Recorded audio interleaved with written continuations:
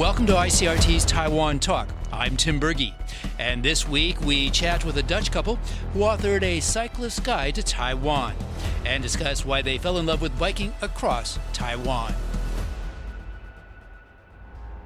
So today we're very happy to have with us a couple from the Netherlands who have called Taiwan their home for about 5 years now, and they have fallen in love with bicycling all over Taiwan. We have with us Viola van Onselen and Erik van Onselen-de Jong, originally coming to Taiwan to pursue their doctorate degrees in environmental geography and epidemiology. And as they say, to stay healthy and keep their sanity, they began exploring the beauty and charms of Taiwan, both on foot, you said you've been doing some hiking, but also more importantly by bicycle. And that's why we're talking today. Their book, A Cyclist Guide to Taiwan, is the product of their adventures. And so let's welcome Viola and Erik to Taiwan Talk. You say that you took up biking in Taiwan here to keep fit and perhaps for your mental health. But obviously you're both already avid bikers, I would assume? Yeah. Oh, okay. So Erik is saying yes, and Viola is kind of shaking her head no. Okay, we can get into that in just a second. So in basic terms, for biking here in Taiwan, how does that compare to your home back in the Netherlands? And I assume one big difference is going to be the elevation. Oh, yeah. Yeah. So, okay, Erik, you just said that you're more of an avid biker. Tell us about what excited you about biking here in Taiwan.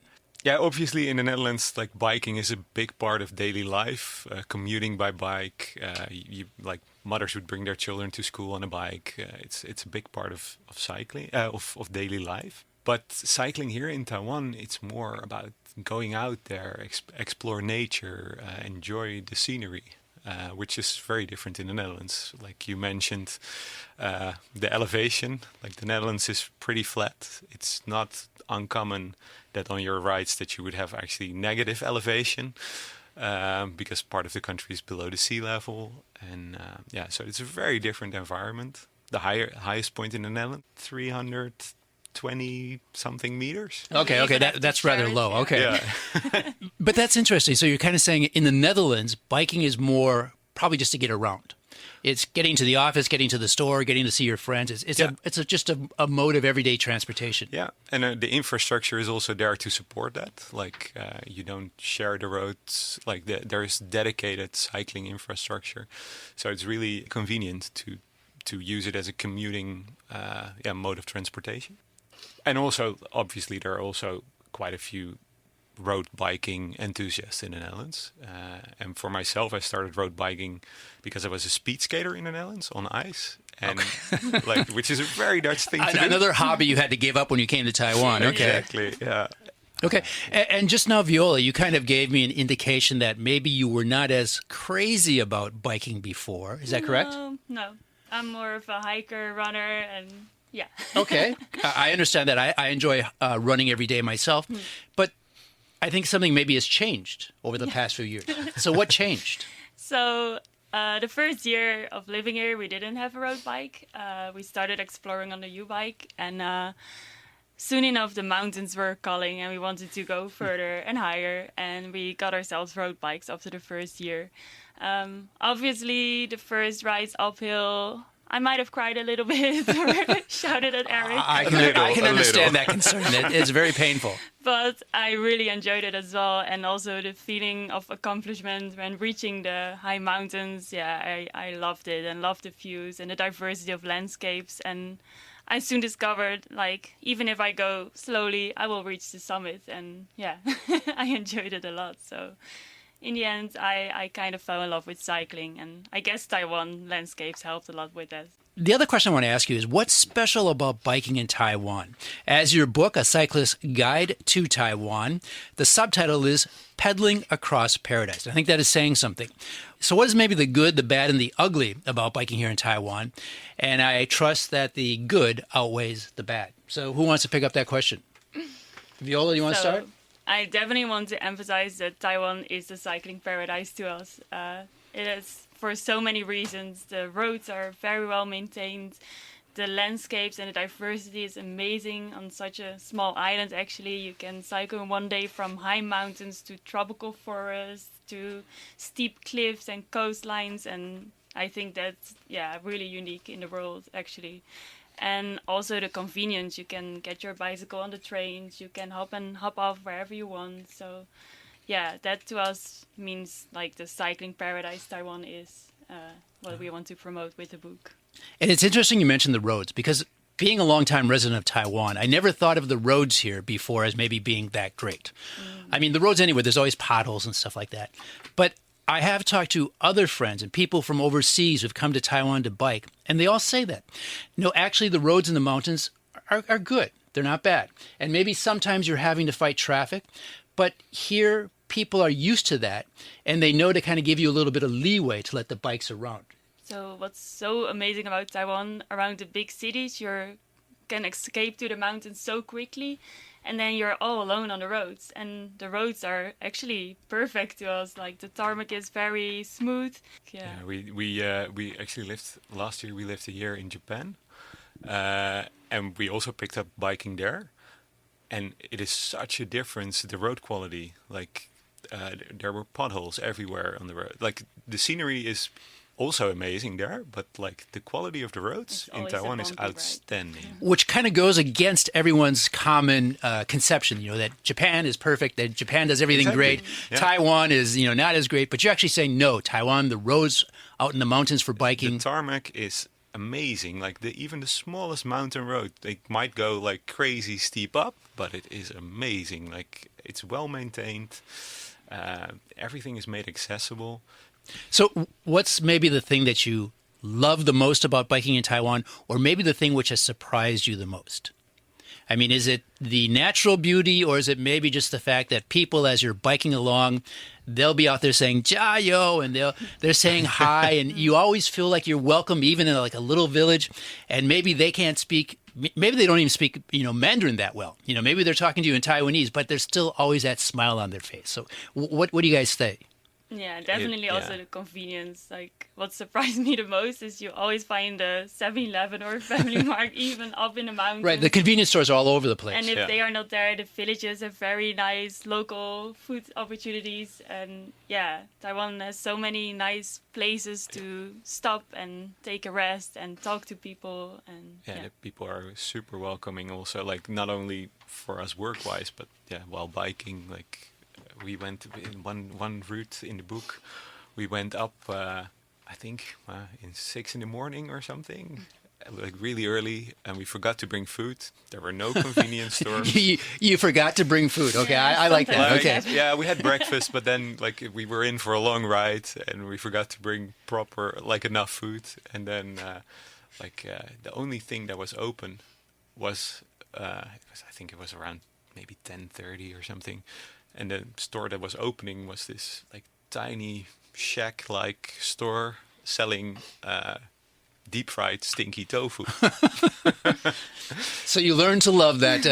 Exactly. Tofu ain't that bad, huh? Yeah. And that was actually because of the people that were like, oh, you have to try it. It's great so if you do it like this and say, this. Oh, you have a long ride ahead. You should eat something. Eat more.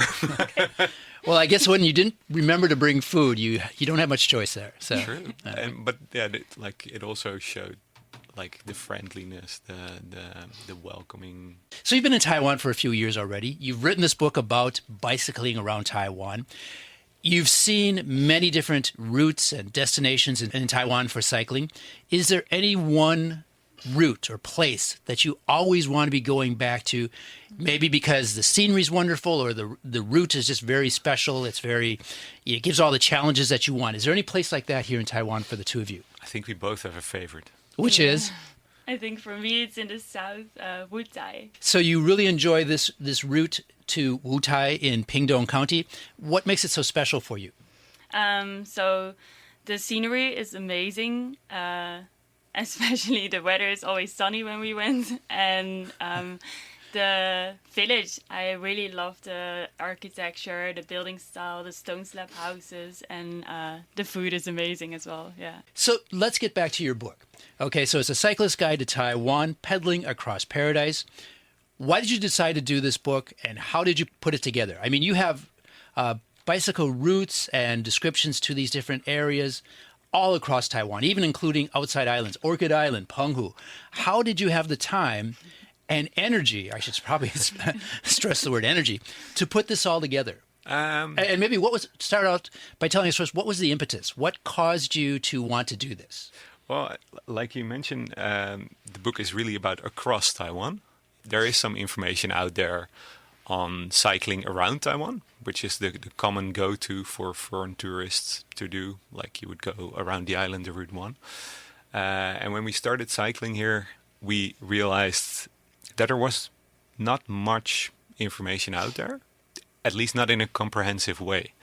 There might be a book more about like the feelings, what people experienced on their rides across Taiwan. But what we thought was missing was like a comprehensive guidebook. And let's emphasize, this wasn't just a 1-year project. No. It took us 4 years to complete all the routes and get all the information. And yeah, it was a long project. But I think it combines both our interests. I really love riding and taking photographs. And Erik is more the programmer. He likes coding, designing, and nerding all the elevation profiles. Yeah. So in other words, you had the idea to put together the book, and then you went and purposely like maybe expanded the different areas that you've gone to kind of build up more information for the book. Is that it? I think it went more naturally. Like we were biking everywhere anyway because we were enjoying it At so one much. point we also got you're gluttons for punishment? No, no. Yeah, no, it really went more naturally. Like we were doing, like Viola was planning the routes that we were doing for ourselves, and then also we started writing some more blog posts on our personal family small blog that we don't share with anyone, but somehow people from abroad found it and started emailing us like, oh, I want to bike in Taiwan Hackers, as well. huh? I know. And so like that led to us thinking, oh, maybe, yeah, there is not much information out there. I'm curious, how often do you go out biking? Is this something you're doing every single weekend, it sounds like, or? That used to be the case, yeah. Oh, wow. Yeah. How do you have energy during the rest of the week to get anything done? I mean, we were actually looking forward to it. Yeah, sit behind the desk. It's really easy to lose yourself in a PhD, so we really needed those weekends also too. Yeah. So for you, biking is really a way to recharge you emotionally and mentally. Yeah. So the book now has been out for a little bit over 2 months. What has the reaction been to the book, and what are you hoping that the audience can discover from your book? So our goal was to actually, the audience for the book that we had in mind was more like foreigners as tourists coming to Taiwan to bike here and experience how amazing Taiwan and biking is. And the expat community as well. So we really wanted to put Taiwan on the map as this top-tier cycling destination because we feel like Taiwan deserves that. And there hasn't been much promotion on that, I would say.